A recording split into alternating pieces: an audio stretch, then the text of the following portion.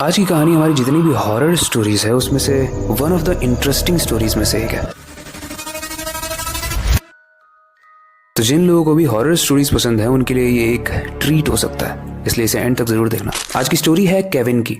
Kevin जिसे antique चीजों में बहुत इंटरेस्ट था, वो चीजें जो बहुत पुरानी हो चुकी हैं, और इसी चीज में इंटरेस्ट होने की वजह से उसने एक दुकान खोली, एक दुकान जो एंटीक चीजों को ही बेचती थी। आई एम श्योर आपने भी बॉलीवुड मूवीज में देखा होगा कि पुरानी चीजों की वैल्यू बहुत ज्यादा होती है, जिसे हम सोचते हैं कि फेंक देंगे, अगर वही चीज 100 साल पुरानी है तो उसकी वैल्यू बहुत ज्यादा होती है। लेकिन ऑब्वियसली एंटीक चीजों को आप मैन्युफैक्चर नहीं कर सकते हो। मतलब ये कोई कपड़ा नहीं है जिसे आप अगर खत्म हो गया तो वापस मशीन से बना के और वापस से बेचना शुरू कर सकते हो। एंटीक चीजें मिलती हैं, इकट्ठी करनी पड़ती हैं। तो जब उसकी दुकान का स्टॉक खत्म हो जाता था तो उसे डिफरेंट लोगों से मिलकर इसी स्टॉक को इकट्ठा करना होता था। अलग अलग नीलामियों में जाना पड़ता था ताकि वो पुराने कीमती सामान को अपने रेट पे खरीद के और उससे ज्यादा रेट में बेच पाए। यही तो बिजनेस होता है। तो सब कुछ तो सही चल रहा है, इसमें हॉरर एलिमेंट कहाँ है आप ये सोच रहे होगे। तो वेट फॉर द ट्विस्ट, क्योंकि एक नीलामी में वो गया था जहां पर उसे एक ऐसा एंटीक बॉक्स मिला जिसकी बहुत ही पुरानी हॉरर स्टोरी है, क्योंकि वो कर्स्ड यानी श्रापित बॉक्स था। लेकिन वो स्टोरी क्या थी वो जानने से पहले, हेलो गाइस, मेरा नाम है अविनाश कुमार और आप देख रहे हो हॉरर स्टोरीज। नीलामी में जब केविन बैठा हुआ था तो उसे वो बॉक्स बहुत पसंद आया। तो उसने उस ओनर से जाके बहुत रिक्वेस्ट की, कुछ पैसे दिए और फाइनली उस बॉक्स के ओनर ने वो बॉक्स केविन को तो दे दिया। लेकिन देते वक्त उन्होंने एक वार्निंग दी, एक वार्निंग की इस बॉक्स को कभी भी मत खोलना। अब आगे उस बॉक्स में क्या था, उसकी कहानी क्या थी और कैसे वो श्रापित था, वही हम इस स्टोरी में जानेंगे, इसलिए इसे एंड तक जरूर देखना। देखो, उस बॉक्स को लेने के बाद केविन सीधे अपनी दुकान पे चला जाता है उस दिन, और ओनर के द्वारा उस वार्निंग को दिए जाने के बाद भी वो उस बॉक्स को खोल लेता है। ऑब्वियसली इंसान का ये बेसिक नेचर है कि जो चीज उसे मना करोगे वो चीज तो वो पक्का करेगा। मतलब आपको भी अगर एक ऐसा बॉक्स मिलता जिसे मना किया जाता कि भाई मत खोलना, तो आप क्या करते, सोचो। तो जब केविन ने उस बॉक्स को खोला तो उसे कुछ पुराने जमाने के पैसे मिले, एक छोटा सा सोने का कप मिला, कुछ रस्सी से बंधे हुए बाल मिले, सूखा हुआ गुलाब मिला और एक अजीब सी भाषा में लिखा हुआ एक लकड़ी का टुकड़ा मिला। अब ये सब चीजें देखकर केविन तो काफी खुश हुआ, क्योंकि ये एंटीक चीजें थी, ये बहुत पुरानी चीजें थी। पर शायद उसे नहीं पता था कि इस बॉक्स को खोलना ही एक श्राप है। रात का वक्त हो चुका था और अपने घर से वो दुकान की तरफ जाता है, लेकिन अपने बॉक्स को भी लेकर जाता है। और जब वो घर पहुंचता है तो अपने घर के किसी कोने में उस बॉक्स को रख देता है। लेकिन उसी रात से उसके साथ कुछ अजीब सी चीजें होनी शुरू हो जाती हैं। जैसे उनके घर के सारे ही लोगों को डरावने सपने आने लगते हैं।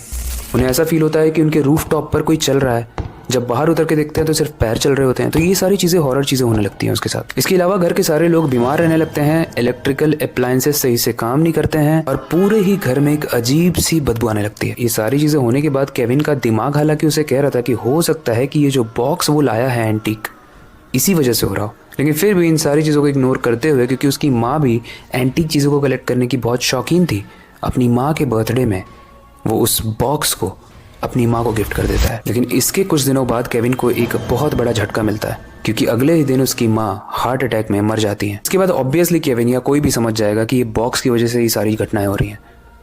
तो वो इसे ऐसे फेंक तो नहीं सकता था। वो सोचता है कि अगर मुझे इसे हटाना ही है तो मैं किसी तरीके से इससे पैसे निकाल लूँ।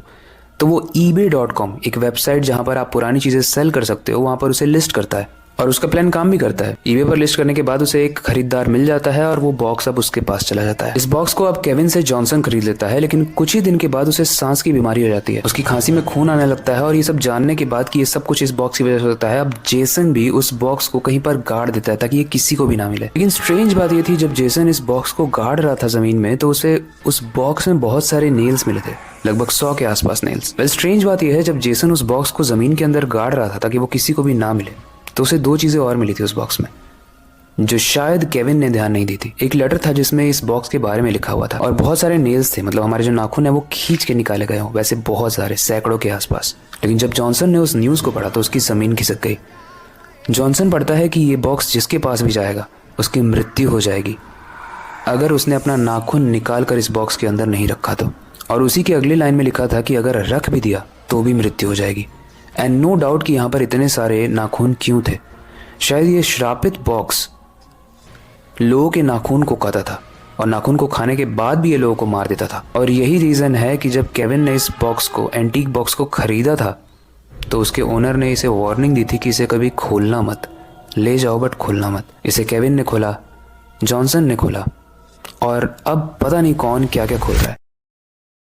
गाइस, इस बॉक्स को आप इंटरनेट पे सर्च कर सकते हो, ये एक रियल स्टोरी है। इस बॉक्स का नाम है डायबुक बॉक्स और आज भी कहीं ना कहीं ये किसी इंसान की जान ले रहा होगा, किसी इंसान के नाखून को खा रहा होगा। स्ट्रेंज है, बट इस दुनिया में बहुत सारी ऐसी चीज़ें हैं जो कि श्रापित हैं किसी रीज़न की वजह से, या फिर शायद बिना रीजंस की वजह से। क्योंकि पहले के ज़माने में श्राप हुआ करते थे और वो लगते भी थे, महाभारत रामायण के समय से चले आ रहा है। वेल, आपको क्या लगता है, श्राप होता है या फिर ये बस एक मिथ है? ये स्टोरी आपको कैसी लगी? इससे रिलेटेड कोई फीडबैक हो उसे भी आप कमेंट सेक्शन में ज़रूर बताना। मेरे हिसाब से क्यूरियोसिटी गलत नहीं है, लेकिन अगर कोई चीज़ मना की जा रही है करने के लिए, उसके पीछे एक रीज़न बताया जा रहा है, तो हमें उस चीज़ की रिस्पेक्ट करनी चाहिए, वरना हम अपनी जान से भी हाथ धो सकते हैं, जैसे केविन और जॉनसन धोने वाले थे। वेल, वक्त आ चुका है इस स्टोरी को एंड करने का और नई स्टोरी पर काम शुरू करने का। लेकिन जाने से पहले मैं बस एक ही चीज़ कहना चाहूँगा, अपनी क्यूरियोसिटी को डाई मत होने देना, नई चीज़ें सीखते रहना। अपने बेड के नीचे और खिड़की के बाहर ज़रूर देख लेना। और हाँ, आपको ऐसा बॉक्स दे तो उसे खोलना मत। मिलते हैं अगली वीडियो में।